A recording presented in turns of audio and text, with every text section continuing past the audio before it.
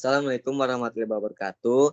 Halo semuanya, kami dari kelas 12 MIPA 2, kelompok 5, yang beranggotakan Domini Gai, Fadia Aulia Putri, Nisa Kalila, Nur Hawasarah, dan Yayang Rizky Pratama. Di sini kami akan mempresentasikan materi karbohidrat.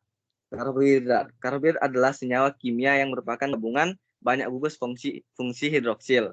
Karbohidrat merupakan senyawa yang mempunyai rumus CnH2OM yang terbagi menjadi 3. Yang pertama monosakarida, yang kedua polisakarida, dan ketiga disakarida. Dan selanjutnya akan dilanjutkan oleh Domini Gai. Oke, yang pertama yaitu monosakarida. Monosakarida merupakan karbohidrat paling sederhana yang tidak dapat diuraikan menjadi karbohidrat lainnya.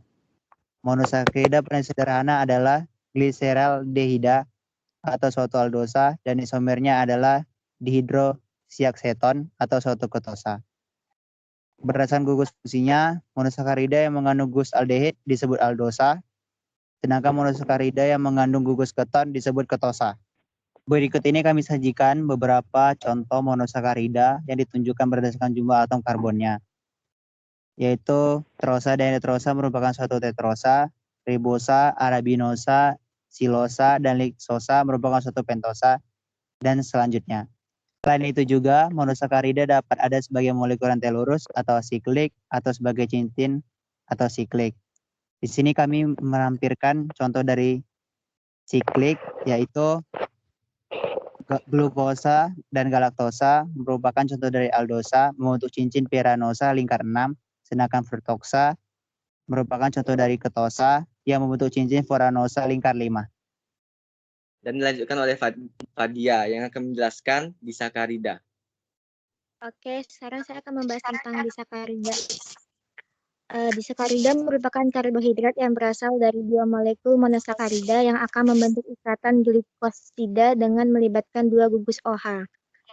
Yang pertama kita masuk ke maltosa. Maltosa terbentuk dari dua jenis molekul monosakarida yang sama, biasanya terdapat di gandum. Dalam tubuh makhluk hidup, maltosa merupakan hasil awal dari pemecahan amilum oleh enzim amilase yang dihasilkan oleh kelenjar ludah. Sifat maltosa adalah larut di dalam air, termasuk jenis gula produksi, rasa manis tidak terlalu kuat. Fungsi dari maltosa sebagai pemanis buatan, pembuatan minuman ringan dan bir, pembuatan makanan bayi. Selanjutnya saya akan menjelaskan tentang laktosa. Laktosa adalah komponen gula dalam susu yang biasanya diproduksi oleh sapi, domba, kambing, dan mamalia lainnya. Laktosa adalah disakarida yang menghasilkan D-glukosa dan D-galaktosa pada hidrolisis. Kedua monosakarida dihubungkan melalui kelompok aldehida D-galaktosa. Dengan demikian, bagian aldehida dari laktosa terbentuk pada residu glukosa. Fungsi dari laktosa sebagai berikut. Yang pertama, merangsang pertumbuhan bakteri, baik yang berperan melindungi sistem pencernaan khususnya usus dengan melawan sel organisme patogen. Baik, saya Nisa Kaila Yuliandra, sub C sucrosa, terbentuk dari dua molekul monosakarida yang berbeda. Biasanya terdapat pada tebu, aren, dan kelapa, seperti gambar contoh di bawah ini. Selanjutnya, saya Nur Hawasara akan menjelaskan tentang polisakarida. Polisakarida merupakan karbohidrat yang memiliki polimer yang panjang dan tersusun dari ratusan hingga ribuan monosakarida. Biasanya bersifat homopolimer yang memiliki monomer D-glukosa. Semua polisakarida itu sukar larut dalam air dan tidak mereduksi bereaksi Fehling, Tollens, dan Benedict. Kesimpulannya, semua gula polisakarida merupakan gula non-produksi. Polisakarida yang terpenting itu ada 3. Yang pertama amilum, kedua glikogen, yang ketiga selulosa. Amilum pati biasanya terdapat pada tumbuhan berdasarkan struktur pembentukannya. Secara umum, amilum terbagi menjadi 2, yaitu amilosa dan amilopektin. Amilosa bagian dari amilum yang larut dalam air. Struktur amilosa adalah polimer linear atau lurus, seperti gambar contoh di bawah ini.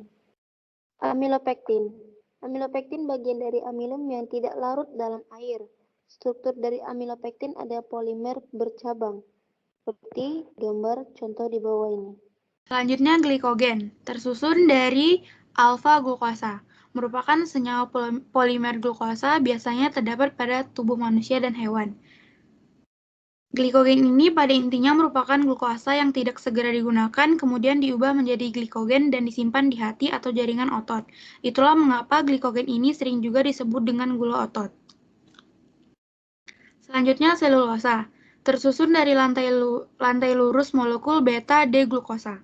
Selulosa merupakan polisakarida yang memiliki polimer linear lurus, biasanya terdapat pada tumbuhan. Selulosa ini tidak dapat dihidrolisis oleh sistem pencernaan manusia, sehingga tidak dapat digunakan sebagai bahan makanan, tetapi dapat digunakan untuk membuat kertas atau serat sintesis. Yang terakhir, uji karbohidrat. Karbohidrat dapat diuji dengan berbagai cara, seperti uji Molis, uji Selimanov, uji Antron, uji Benedict, uji Barford, uji iodin, dan uji Vebling. Saya akan menjelaskan beberapa dari uji karbohidrat ini. Yang pertama, uji Molis. Dalam uji Molis, karbohidrat mengalami dehidrasi setelah masuknya asam karbohidrat atau sulfat pekat. Uji Molis umumnya bisa digunakan untuk berbagai jenis monosakarida, kecuali tektrosa dan triosa. Yang kedua, uji Tollens. Reagen Tollens mengacu pada reagen kimia yang digunakan dalam mendeteksi gugus fungsi aldehida. Yang ketiga, uji Fehling. Tes Fehling terdiri dari larutan yang biasanya disiapkan langsung di laboratorium. Larutan Fehling terbagi menjadi dua, larutan Fehling A dan larutan Fehling B. Larutan Fehling A adalah larutan yang mengandung tembaga sulfat yang berwarna biru. Larutan Fehling B adalah cairan bening yang terdiri dari kalium natrium tartrat dan alkali kuat. Sekian dari kelompok kami. Jika ada kesalahan mohon dimaafkan. Assalamualaikum warahmatullahi wabarakatuh.